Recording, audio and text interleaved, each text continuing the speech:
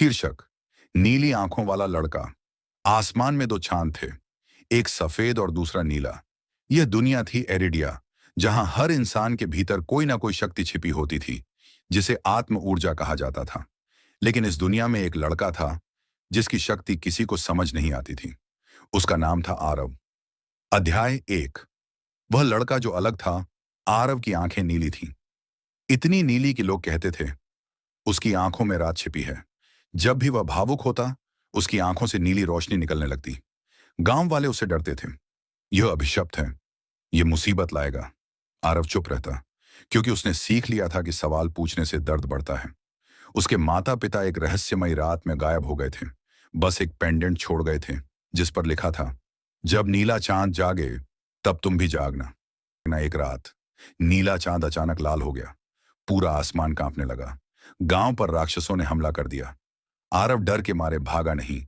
उसके अंदर कुछ टूट गया और कुछ जाग गया। उसके शरीर से नीली ऊर्जा फूट पड़ी। जमीन कांपने लगी। उसने हाथ उठाया और राक्षस राख बन गए। लेकिन गांव वाले खुश नहीं हुए। वे और ज्यादा डर गए। यह राक्षसों से भी खतरनाक है। उस रात आरव ने गांव छोड़ दिया। अकेलेपन की यात्रा, पहाड़, जंगल, बर्फीली हवाएं। आरव अकेला चलता रहा। रास्ते में उसकी मुलाकात हुई मीरा से, एक तेज तर्रार लड़की जिसके पास हवा को नियंत्रित करने की शक्ति थी। मीरा ने उससे कहा, तुम भाग क्यों रहे हो? आरव बोला, क्योंकि जहां मैं जाता हूं वहां डर पैदा होता है। मीरा मुस्कुराई, तो डर को ताकत बना लो। यहीं से शुरू हुई उनकी दोस्ती।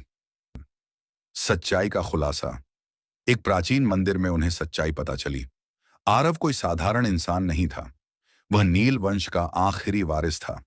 एक ऐसा वंश जो दुनिया का संतुलन बनाए रखता था। उसके माता पिता ने उसे बचाने के लिए अपनी जान दे दी थी। और अब एक अंधेरी शक्ति, काल राजा, उसे ढूंढ रही थी। अंतिम युद्ध। काल राजा ने आसमान को काला कर दिया। दोनों चांद टकराने लगे। मीरा घायल हो गई। आरव टूट गया। लेकिन तभी उसे अपने पेंडेंट की बात याद आई। डर नहीं, विश्वास चुनो। आरव ने अपनी पूरी आत्म ऊर्जा खोल दी। नीली रोशनी ने अंधेरे को चीर दिया। एक जोरदार विस्फोट हुआ। जब रोशनी थमी, काल राजा खत्म हो चुका था। अंत, एक नई शुरुआत। आरव ने दुनिया को बचा लिया था, लेकिन वह राजा नहीं बना। वह मुस्कुराया और बोला, मैं बस एक यात्री हूं। मीरा उसके साथ चल पड़ी। दो चांद फिर से शांत हो गए और एरिडिया में एक नई कहानी शुरू हुई।